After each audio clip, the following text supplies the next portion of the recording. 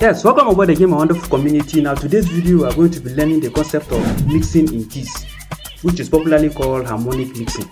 But just as we have the problem of mixing in BPM, that is having songs with two different BPM where you have to adjust them and make sure they rhyme together, we also have the same challenge when it comes to mixing with keys. Even though it's not too common, but one thing you need to understand here is when you are doing that, you are likely to have that problem. And the problem there is, how do you achieve having this harmonic mixing, that is smooth mixing of songs with two different keys? Or how do you identify the keys in which each of these tracks are? So before you do that, you first need to ask yourself, what do you want to achieve with mixing in keys? By the time you ask yourself, you now ask yourself, okay, what exactly is this key of a thing when it comes to tracks? First, you need to, let's go into the details to get to see what exactly a key is, how to identify it, and what value does it have to our role as DJs. So after sometimes when you are working with tracks, you analyze them. Don't worry, I will show you how to analyze the tracks. You will get to see that you have different information like this on your tracks, which are also something like this too.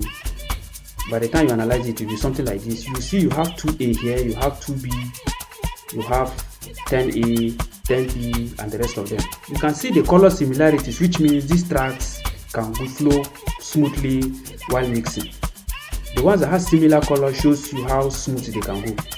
Then how do you now marry this information with your efficiency while mixing as a DJ?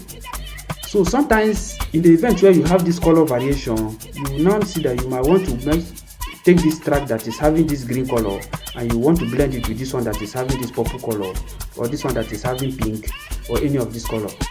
There is what we call the color wheels.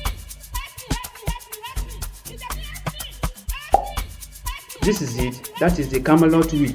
This Camelot wheel helps you to know how to do these things together.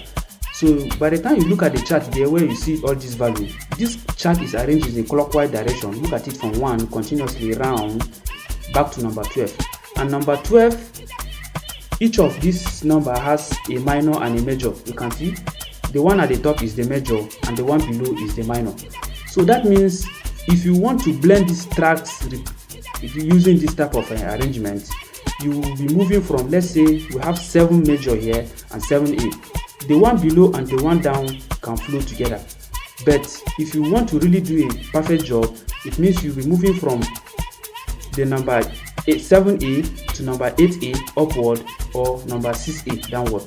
Let's get to see a simple chart again for it. You can see it here. This is 8. You'll be going upward, one step forward or one step backward. This alphabet are the minor. This one's here the minor, then this is the major. So it means you can move upward small or downward small. You cannot move from here to a higher level like that. Because when it comes to melody, there's one thing about melody that you really need to know. Melody, the aspect of key comes from melody. It's not like the case of BPM that comes with kicks and snare. So working with melody can be somehow complicated because you are going to be dealing with different pitches together that forms this particular arrangement of this chart. Because the device will read the pitch, that means how those words are being stretched. We will go to FL Studio now. I'm going to run a simple test. You get to appreciate what I'm talking about here. When I get to FL Studio, so when it comes to keys is actually driven by melody. So melody are derived from keys, which the notes varies. The note goes up and comes down, not like in the case of BPM where everything is driven by the kicks and snare. So these are two different concepts entirely when it comes to the aspect of music. However, I'm going to play this sound for you to get to appreciate it. You can see we have G4, you have E4. So counting each of these individual sound upward is 100 cents. So going to this very stage, which is another 300 cents, it means I've moved completely from the E4 to G4. So that is how these things are being done. I'm going to play it for you to get to appreciate it. So since it is about stretching the sound and moving the high sound to a higher pitch, you get to appreciate what we do here now. This is this particular group. I'm going to move them, but you listen to it first. You now hear it I'm going to shift it downward by another group of the key again. I do control down. This is it. I'm going to play it now. Listen. So if you take a look at the key, you see we have G3, then we have E3. So you can see I'm going to shift it again 2 steps forward. That means it's going to pass. This is the initial stage. I'm going to move it higher again. So you now see these are completely different pitch. So if I have a beat that is currently playing at the initial group, which is this G4, by the time I take it to another pitch and I'm blending another beat on it, it might completely make a complete mess of what I'm doing. So that is why as a DJ, you need to train yourself to have that very good listening ability. It's when you have that good listening ability that you'll be able to identify these things I'm talking about. If not, you might not really understand what these things mean, but they mean a lot. You might not notice it that much when you are dealing with Afrobeat, but it's when you are going to another different genre of music, like all these blues, like the types of Celine Dion type of track, R. Kelly type of track, and the rest of them, where they play around with their voice alone, they stretch their voice alone. You get to appreciate it. Back to virtual DJ now. These are the arrangement of the keys. Make sure it is analyzed first. When it is analyzed, you get to see it neatly arranged here. You can see it. This is B major continuously. It will start from A, then you enter C continuously. You will now have C sharp, depending on the key, and the list continuous C sharp, C major, and the rest of them. So it's telling you that from A, which is 1, continuously is driving the key, arranging it neatly. That means when you set it to arrange the keys, but make sure it is being analyzed. If you cannot locate this information, you right click on the track, you click data information, that is tag editor. You get to see this is the key of this track, so it's automatically there for us after analyzing the tracks. Then what thing you need to know there is, by the time you load the track on the deck, when you look at this very point, each track you load on the deck, look at it, this is 11B.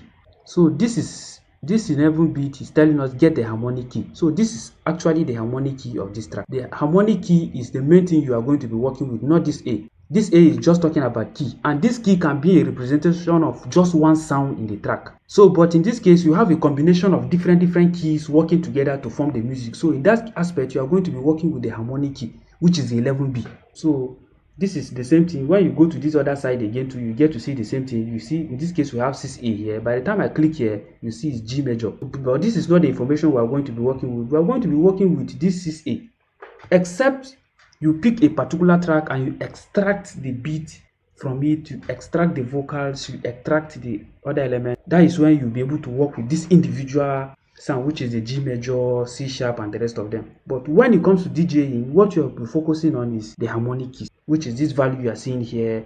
This is 6A, 11B, 10A, 10B up to 12. Hope you got some little understanding of what I'm talking about here. But for a producer who understands these things, is going to be very easy for him, because as far as extracting the vocal is when you want to do mashup that these things become very important, like all these C sharp major, G majors, and the rest of them, because the person is going to be playing around with the tone of his voice a lot. Just as I'm speaking, a person who is quarreling cannot have the same tone of voice with the person who is speaking at peace. Take for example, if I say how are you, it's just normal tone voice. Say how are you. You see, these are completely two different grouping. That is how this key works. Then I will go to attend a question where someone raises. So this is the question that was raised. I'm really enjoying your videos, but I've experienced one problem when trying to blend, especially when the songs have different keys like E, EB, etc. So he listed all the keys of the songs here, but guess what? As I've said, these are not the things you are going to be working with. It only becomes necessary when you want to use the voice separation from the beat. That is the stem feature, where you separate the voice. This is where this thing becomes very important, where you adjust the pitch of the voice or the key of the voice, as the case may be, vocal. But if it is on a complete track session, these values, you have to visit the harmonic key. There are softwares that does this job, but the interesting thing there is most DJ softwares have these things inbuilt. Serato, Tracto, Virtual DJ, and this is endless. Even Cross DJ that is on the mobile phone, you have this feature already embedded in it. So for Afrobeat DJs, this might not really be much of an issue for you, but if you are going into all these blues related kind of track, you are going to be facing this because at that stage the vocals are the major element. The reason why it is not much of a problem in Afrobeat there is most of the Afrobeat tracks don't have long melodies on them. The melodies only touch a part and it moves forward. So when you are mixing in Afrobeat, you take note of the beginning of the track. Most of the time, the beginning might have a little touch of slight melody. Then, if you are blending, you might just pick the part that has the instrumental. You try to avoid where there are melodies. That is the best strategy to do it. Avoid where there are melodies, because when you mix with parts that have melodies, you are going to be having problem, because this is where this confusion starts. This keys. But if you are working with beat, you will not have that much problem, because your emphasis will just be on the beat per minute to ensure that you blend smoothly. And if at all you want to blend two tracks together, it means one track will have to be purely the part that has a beat. That means, take for example this particular one that is playing here now.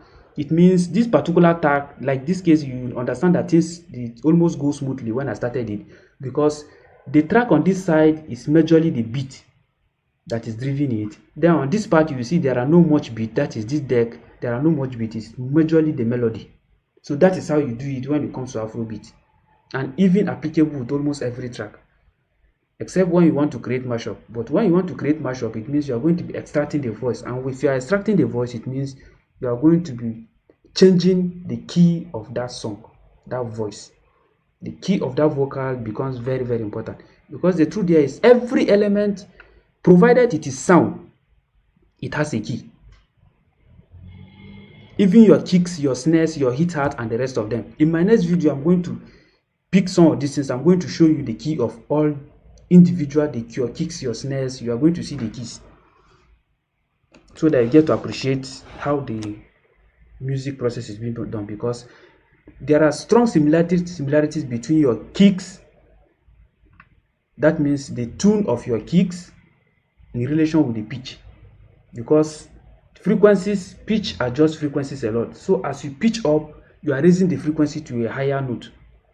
As you pitch down, you are bringing the frequency to a lower note, which means a song that you move the frequency to this very point is going to be less bassy. It might have less bass than a song that you drag backward to this very point. So if you reduce the pitch, it means you are going to be having more bass. Then if you increase the pitch, you are reducing the bass. Hope this concept makes sense. Just like in this case that I showed you from that FS Studio example. Hope you learned something from this. If you still have any challenge, let me know. I'll be dropping more on this to make sure that everybody understands, because I try to explain things from the layman point of view. That's why I have to mute the sound completely at this very point. But however, let's enjoy it as we move further again. So if you look at it, there are no beats here, it's just the melody that is playing. Then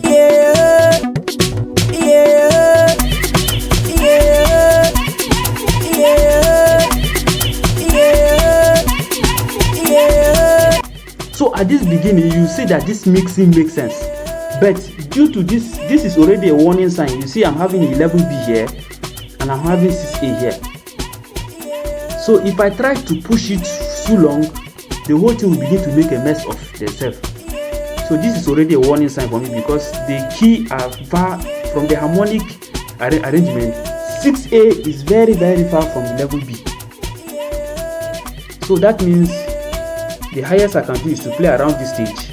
Then I begin to find a way to move one of the track away. If not, if I allow them to do together, you get to see by the time this other track begin to drop its own beat and this one is dropping the other vocal, you see that, because one key thing there is a voice in this piece beyond you that is shouting, help me, help me, help me, help me. You see the pitch is very high.